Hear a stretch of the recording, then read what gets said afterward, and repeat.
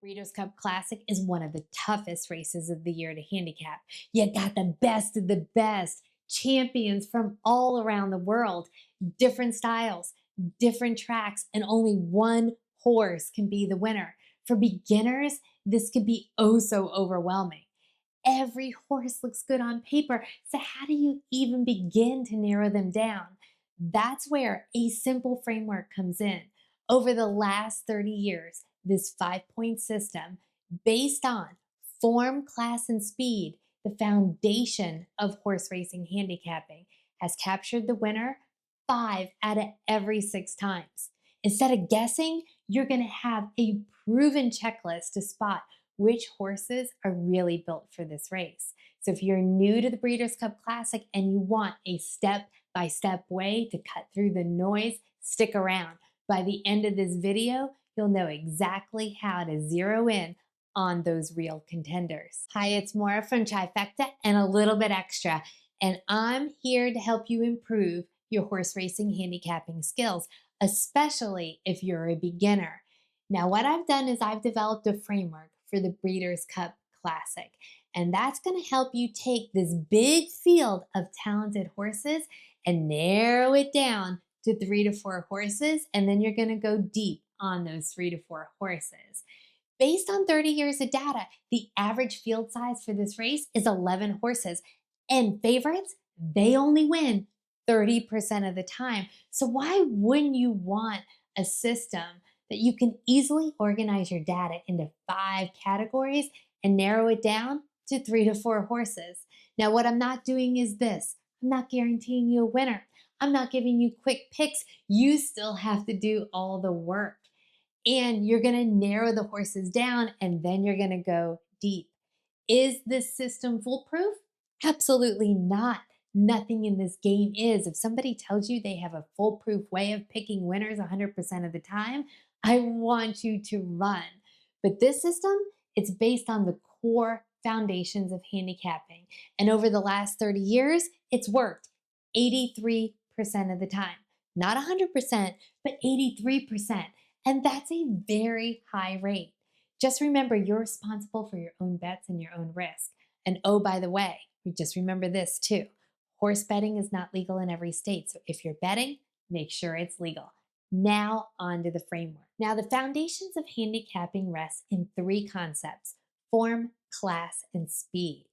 The best way I can explain form to beginners is like this. Think back to when you used to play sports. At the beginning of the season, you may have gotten winded or tired or made mistakes. And towards the end of the season, your body may just have been tired and stressed. But somewhere along the way, you cycled up to tip-top shape. And that is what we're looking for. That is form. I remember when I used to run marathons, my trainer, she would bring me all the way up to 20 miles, 4 to 6 weeks outside of the race. And then I would taper down because this way my body had a chance to repair itself.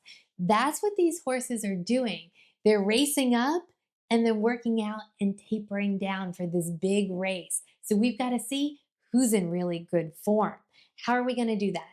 I like to look at the speed ratings of the last 3 races compared to the prior 3 races. Sometimes I can just eyeball it and see, yes, they're improving. Sometimes horses are all over the board. So then I just take the average of the last 3 races compared to the average of the prior 3 races, and voila, if the average of the last 3 is higher than the average of the prior 3, I say they're improving in form. So now you're like, hey, Maura, I get it. They're gaining in strength. They're getting ready for that big race. They're going to perform really well, but that's not the end of the story. I then combine it with age. Young horses can improve by leaps and bounds with every single race. And that's why we're going to look at their last 6 races and make sure that we're seeing this improvement. But what do I mean by young? 3-year-olds and 4-year-olds. By the time they get to age 5, it's oh so much harder to show that improvement. So for 5-year-olds, we're not even going to care. Let me give you some statistics on this race. If I look back at the 30 winners, 9, that's 30%, were 3-year-olds. 14, 43% were 4-year-olds. And 8, that would be 27%. They were 5-year-olds. This race doesn't favor one age over the other, but I do want to point this out. In 34 years, not a single horse over the age of 5 has won. So I'm going to completely toss them. Up to you if you don't want to. The framework is customizable, but I'm going to toss them. So if I take these 30 winners, I divide them by age, and I look to see who was improving versus not improving. Every 3-year-old winner was improving. All but one 4-year-old winner was improving. The one that wasn't improving was holding steady between the prior 3 races and the last 3 races. Who was that? 2001 Tisnow. Now let me just digress for a second. If you haven't seen Tisnow win Breeders' Cup in 2001, I want you to find that video on YouTube. Wake of 9/11, we are in Belmont, so we're in New York, and Tisnow wins. And the race caller says, Tisnow wins it for America. If that doesn't bring tears to your eyes, I don't know what will. But I digress. Let me get back to the age component. Going back to 5-year-olds, improvement or non-improvement, these 5-year-olds who won this race, 6 out of the 8 didn't show improvement. And that's why I'm going to say we're not even going to look for that for 5-year-olds. The next data point for form is how did they do in the race prior to the Breeders' Cup Classic? We call that their prep race. We're looking for, did they come in first, second, or third in that prep race, or in horse racing lingo, win, place, or show, or in the money. 100% of the last 30 winners, they were in the money in their prep race. So make sure you're looking for a first, second, or third in the race prior. Next, we're moving on to class. Class is just the level of competition that they can compete against. Now, again, I want you to think back to your sports playing days. When you went against the best of the best of the teams, did that team make you level up? Or is it just too much competition and you couldn't hang with them? I remember when my son, he used to be a runner, they would go to these big cross-country meets with teams from all around the region. And that's when he would get his best time because they would push him to be his best self. And that's what happens with horses. When they're running against the tip-top competition, many times they level up.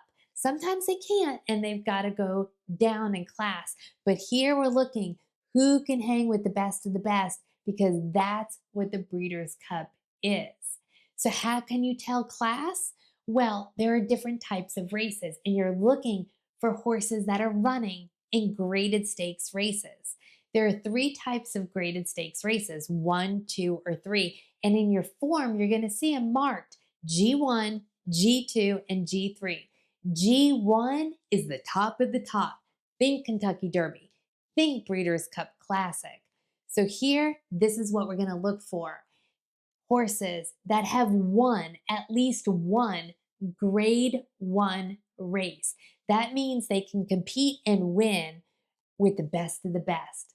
I also want you to see what percent of the time were they in the money in grade 1 races. Again, first, second, or third. Why is this important?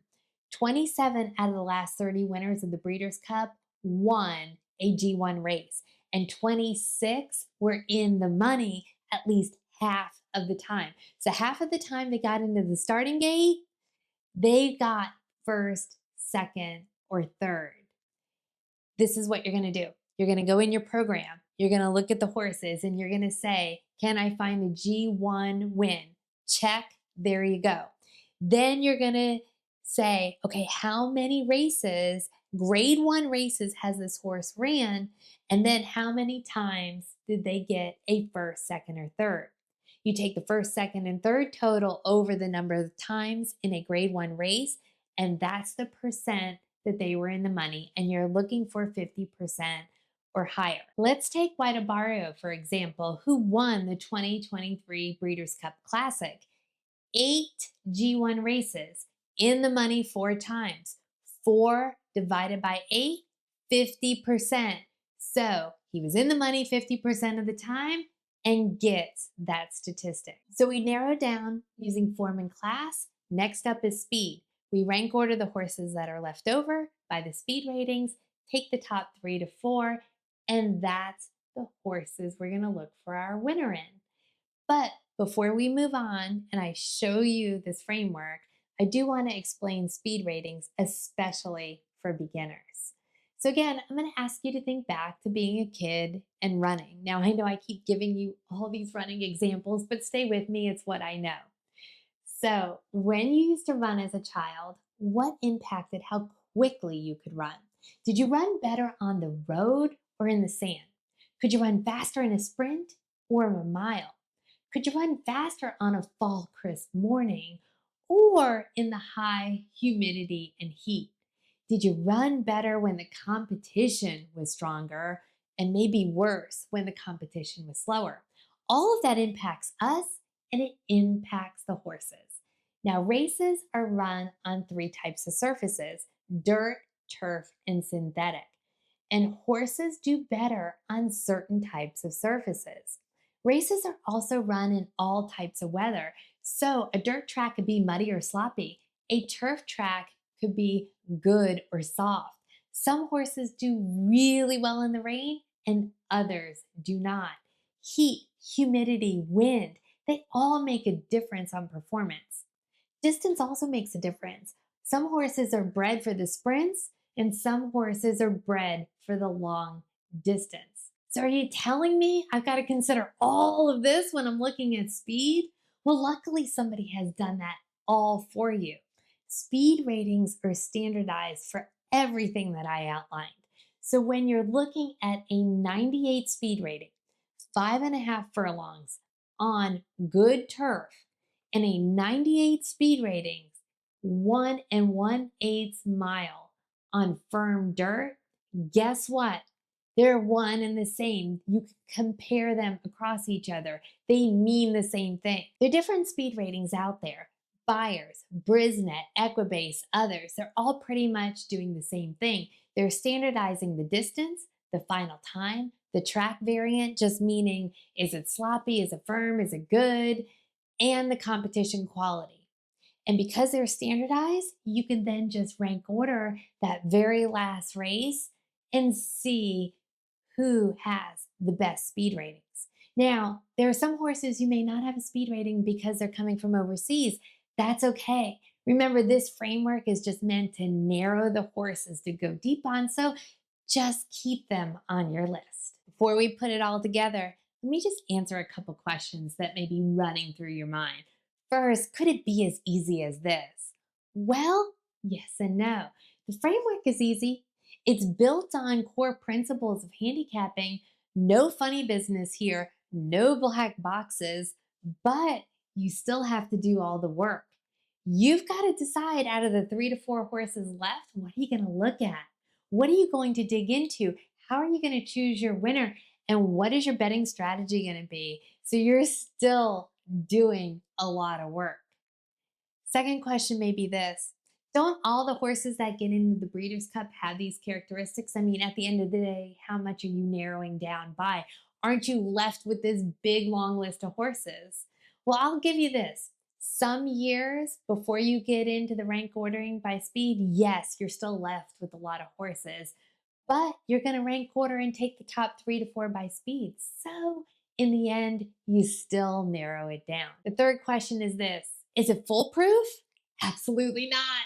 No, it has failed 5 times in the past 30 years. This did not capture the winner, taking the top 3 to 4 horses based on speed after doing all that other narrowing down. But that also means 83% of the time it worked. Let me also tell you this: in 2007, the Breeders' Cup went to Win and You're In. And now we're seeing horses go into these races and win their way into the Breeders' Cup Classic. And since then, this has only failed once. And that was in 2019 with Vino Rosso. He was only in the money in G1 races 43% of the time.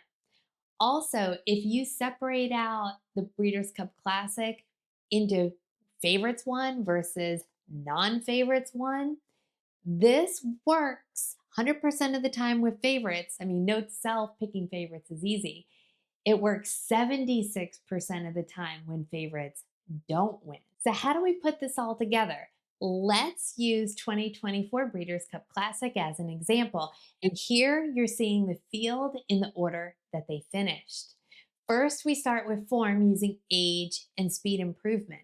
If the horse is over 5 years old, I'm eliminating them. Senior Buscador, Ushpa Tesoro, and next.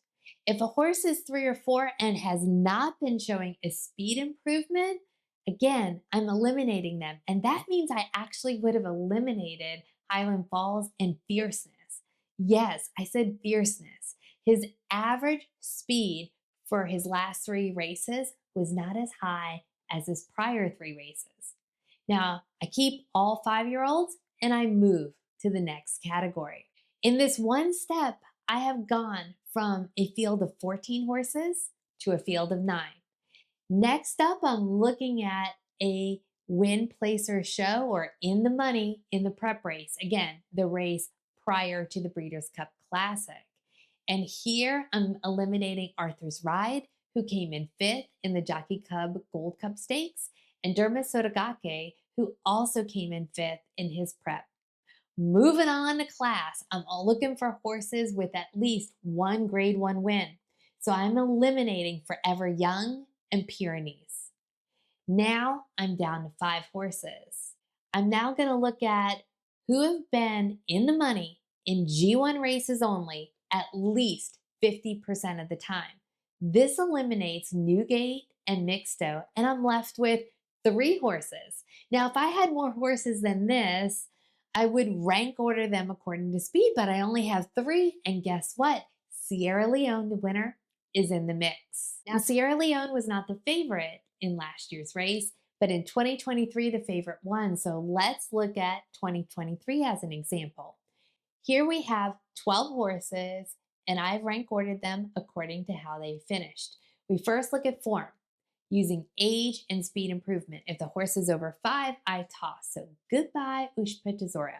If a horse is 3 or 4 and not improving, I would also eliminate, but none in this year. I keep all 5-year-olds. I move to the next category. Next category is a win, place, or show in their prep race. And again, that's the race prior to the Breeders' Cup Classic. Dermot Sotogake did not finish top in his prep, so he gets eliminated. In this year, at this point, I still have a lot of horses left. Next, I'm going to go to class, and this is where I really begin to eliminate. I'm looking for at least one G1 win. Goodbye, Senior Buscador, Dreamlike, Clapton, and Miss the Cut. I then see who has been in the money at least half of the time for G1 races only. None are eliminated. I now have 6 out of the 12 remaining.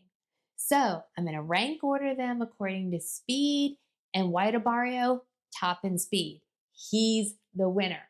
I would have also have kept Zandon and Saudi Crown, and I could have added one more because of this large field size and the fact I didn't narrow down to only a few horses. Next, I want to show you how does this work with a long shot. Drosselmeyer, 2011, paid $31.60 for every $2. But before we do that, if you're finding this information useful, do me a favor and hit like and drop me a comment. Would you actually use this framework? Also, if you're really liking the content, hit subscribe. I'm going to have premium coverage leading up to the Breeders' Cup, and you're not going to want to miss out. On to 2011. Again, we're going to start with age and speed improvement. No horses over 5, but we do have 2 that are not showing speed improvement, and they get eliminated. Havre de Grace and Icebox. Next, we're going to look for a win, place, or show in the prep race. Guess what? No eliminations here. We're moving on to class. I only keep horses with a grade 1 win. So say goodbye to Honor and Serve, Rattlesnake Bridge, and Headache. They all 3 get eliminated. I then look to see who's been in the money at least 50% of the time or more in grade 1 races. And if they don't meet that stat, bye-bye. Well, guess what? None are eliminated. I still have 7 of the 12 horses on my list. So I'm going to rank order according to speed and take the top 4 because it is a big field and because I haven't eliminated very many. Top speed, Uncle Mo, followed by Game On Dude and Flat Out. And guess who's the 4th in top speed? Drosselmeyer. So you would have kept Drosselmeyer, and you also would have kept So You Think, because overseas horse and we don't know the speed. So we've got 5 of the 12. Would we actually have kept Drosselmeyer in the end? Well, here's some things to know. This was at Churchill Downs.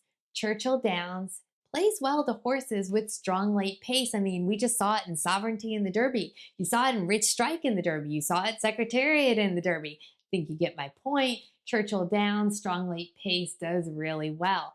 Looking at the pace setup, you could have figured out it was going to be a dogfight between Uncle Mo and Game On Dude, and that's kind of what happened. Now, it wasn't a pace meltdown, but it was strong enough that set up really well for Drosselmeyer in the end. And that's the type of things and analysis you're going to need to look at when you get down to that 3 or 4 on your list.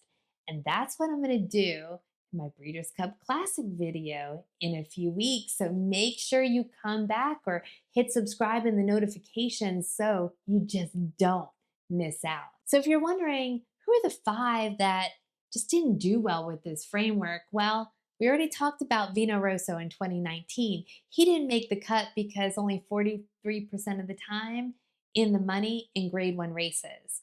Also, 3 Pleasantly Perfect, Volpini, and Alphabet Soup didn't have a grade 1 win, so wouldn't have been tagged by this framework. Now, on a side note, Alphabet Soup, he was one of my favorite horses. I would go visit him at Old Friends before he passed. This is a picture of me and him. Love this horse. Sweet horse. And Old Friends, if you want to visit horses that have been in Breeders' Cup races, highly recommend Old Friends in Kentucky. And then there's Tisnow in 2001, who just missed the cut. His speed ratings are holding steady and not improving. I bet you're wondering, what about our 2025 contenders? Well, this field is stacked. I'm going to be doing a full analysis in just a couple weeks. So make sure you come back and hit that subscribe button so that you're notified. But I'm not going to leave you empty-handed. Oh no. I'm going to do a quick preview of what I know today, September 25th.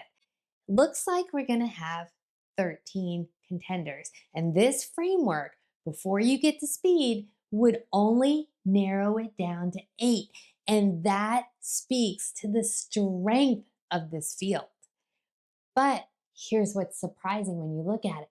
Fierceness, he gets tossed again because the fact his speed ratings in his last 3 races are not showing improvement compared to his prior 3 races. And I don't know what I'm going to do with that. See, the beauty of this framework is I could customize it and I could keep Fierceness in, but more to come on that in that full analysis. Who I do know would get eliminated is Banishing. He doesn't have a G1 win. Now, I get he's in a race this weekend, but it's the G2 Lucas Classic, so he's not going to get that G1 win. Same with Phileas Fogg. Also no G1 win to date, and he's in the G2 Woodward, so not going to get that win. Surface to Air also doesn't have a G1 win, and Full Serrano, he's 6. So I'm immediately going to eliminate him. Of those left, we now need to rank order according to speed, and this is where it's going to get interesting. Mindframe, Sierra Leone, Antiquarian, they were all in the Jockey Club Gold Cup Stakes. And that's when Mindframe lost his rider, Irad Ortiz Jr. So what do I do with Mindframe? Do I go back to his prior race as Stephen Foster? And if I do, he is on top with the speed ratings. But how do I consider the fact he didn't get that race in? And also Sierra Leone, he didn't get to bring his best self. He was compromised in that race. And Antiquarian, would he have won if it were not for that incident? These are all things I'm going to need to consider. But outside of that, top speed would definitely be shown by Baeza. What we saw in the Pennsylvania Derby, top notch. And also sovereignty. How do you not include sovereignty? And then there's this question about fierceness. What am I going to do with fierceness? So come back as I try to answer all of these questions.